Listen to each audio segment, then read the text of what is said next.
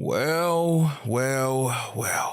It looks like we're back again, Grand Fleets, with a topic that has been circulating the YouTube space, as far as One Piece at least, which for what seems to be almost the entirety of Wano, bro. Every time something new happens, the same conversation comes up. Is Luffy a Yonko now? Is he Yonko level now? Is he a Yonko level? Is he Admiral level? How strong is Luffy? How strong is he? Every time Luffy does something new, we get the same conversation. And you know, I wasn't going to indulge in it at first, but a lot of people kept asking me in my stream yesterday. And by yesterday, I mean Sunday, but y'all will be seeing this Tuesday. It's crazy how time works with YouTube. But anyways, yes, today I'm going to be talking about how strong Luffy is and answering a specific question. Is he Yonko level now that he has split the sky? But of course, before we get into the video, we got to go through the boring logistics, man. Y'all know. If you like the video, like it. I'd appreciate it.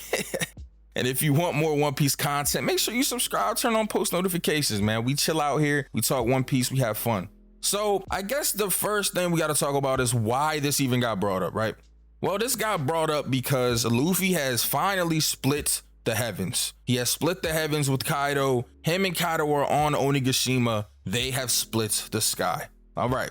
So because he has split the sky, and the only other times that we've seen the heavens being split are from Yonko encounters. Examples, we have Shanks and Whitebeard on Whitebeard's ship, and we have Kaido and Big Mom. They have split the heavens when they've clashed with what seems to be, in my opinion, Conqueror's coding. I think also maybe, so as y'all may know in some of my other videos, I have Car Coon and Plane Coon in the background in most of my videos. So just give me a quick second. I'm gonna go shoot a rocket launcher at this plane. But those are the examples. I think also, I can't remember because I'm not looking off the top of my head, but did Roger and Whitebeard in the flashback split the heavens too? I think, I want to say they did. Like, they had to have, right? Like, it just makes sense. But anyways, I think those are the three examples that we've had. All Yonko candidates, Yonko level people, Yonko. You know what I mean? Like, that's just what it is. Except for Roger. I don't think Roger was a Yonko that we know of. That doesn't matter. All of these people are in that power range, right? So now seeing Luffy split the heavens, people, of course, are jumping the gun and saying, well, Luffy must be Yonko level now, right? That's what Oda's trying to show us. Well, okay. What do you guys think Yonko level entails, or what does it mean to you? Because of course, Yonko level is just a fan-made thing that we have come up with to kind of help us differentiate people with power levels. Same thing with Admiral level, same thing with Commander level. These are fan-made terms to help us power scale easier, to label certain characters. So what does Yonko level mean to you guys? I've heard different things. I've heard Yonko level meaning that they can hang with them, meaning that they might not be able to win, but they can at least go to like a high diff altercation with a Yonko. I've also heard people say Yonko level means that in a 1v1 versus a Yonko, it's an extreme diff and they have a chance of winning. I've heard people saying that if you cannot beat a Yonko 1v1, that means you're not a Yonko level. I've heard so many different things. So I want to know first and foremost, what do you guys think Yonko level means? To me, Yonko level means that you're in that realm of possibility to where you could fight another Yonko and go to an extreme diff altercation and maybe win. You might lose, but it's going to be so close that people can't really knock you for it. And that's what Yonko level means to me. So I guess the first question is, can Luffy defeat a Yonko now in a 1v1 altercation? Well, let me be unbiased. Let me be impartial here and talk about both sides of the arguments and both things I've seen. So there's the first argument against it, of course, where people say all of these top tier fights that we have heard about or have witnessed, even though a lot of them are off screened. I think all of them, most of them. But the point that they're trying to make is that all of them have lasted days. Aokiji Akainu, 10 days. Kaido Big Mom, 3 days. When you see these altercations or hear about them, they are very, very long altercations. So as you can see here, the argument is that since Luffy has a severe stamina problem, that he would not be able to fight a top tier opponent for a long period of time. Now, there is a counter argument to this, but I want to dig into it deeper. Pause. But basically, they're saying since Luffy just got knocked out in 30 minutes against Kaido, and these other top tiers are fighting for multiple days, Luffy clearly isn't ready. They're pretty much correlating the time frame of the fights to Luffy's and using that as the basis of their argument. Now, I won't lie, this is a pretty strong argument. However, there are some rebuttals, and as I said, I'm impartial and I'm biased, you know what I mean? And I try to be fair on the channel. So I'm going to talk about some of the rebuttals. Rebuttals to this can simply be plot, right?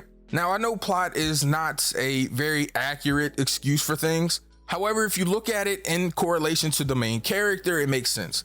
I'll explain. So one, Oda doesn't have the time, facilities, or the space in his chapters to write multiple day fights. That's something that we probably won't get. And if we do get it, he's going to have to do something like a time lapse. Now, because of this fact, some people may have issues with this because they may look at it like, well, that's kind of inconsistent. How are these other top tiers fighting for days, but Luffy's able to beat his opponents quickly? And plots is probably the answer. Oda has to have Luffy defeat his enemies as quick as possible because he can't just off-screen Luffy's fights. He can off-screen these other fights so he can hyperbolize as much as he wants to. He can say a fight lasts 30 days if he wants to because he can off-screen it, but he cannot off-screen the main character's fights. He can't off-screen a Luffy fight, especially against an antagonist as important as Kaido.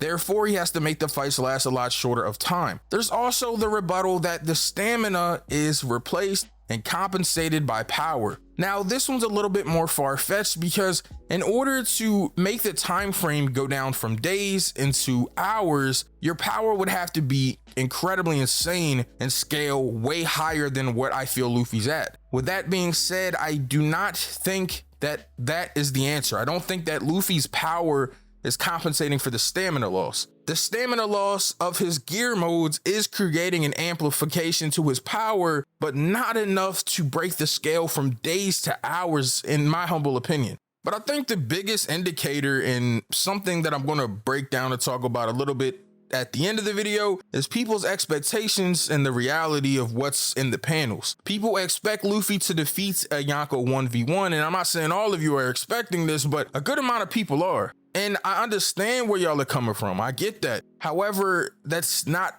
what's going to happen in reality. Luffy is not defeating 100% Kaido 1v1. This Kaido has been through the ringer the entirety of this arc.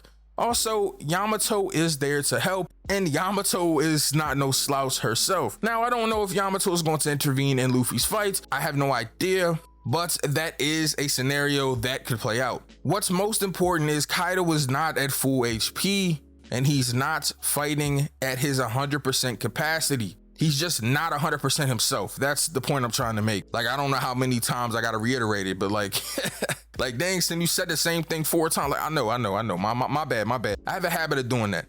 The biggest takeaway is, of course, Luffy isn't doing this on his own. Other people have done things to Kaido. And I think the expectation versus reality thing is such a big factor in power scaling, and a lot of people don't really wrap their head around it because they're pushing their agenda in their own head so much that that's just what they want to happen. So when it doesn't happen, they start saying things like, oh, that's inconsistent writing, that doesn't make sense. But how can something be inconsistent just because the author decided to go a different route? It's his story. Yes, it could be inconsistent to previous things in the plot. However, if Oda decides to go down a swervy road, then that's just what he wants to do. So now that we've covered the first indication through time that Luffy may not be ready for Yonko fights or Yonko level altercation, and we've also talked about some rebuttals, let's move on to the next scenario. People think that since Luffy has split the heavens like the other Yonko, that he is now ready to be a Yonko level threat, that he is able to compete with a Yonko in a way where the fight is extreme diff, and that he could possibly win. And in this argument, they are using simply the splitting of the sky to create this scenario.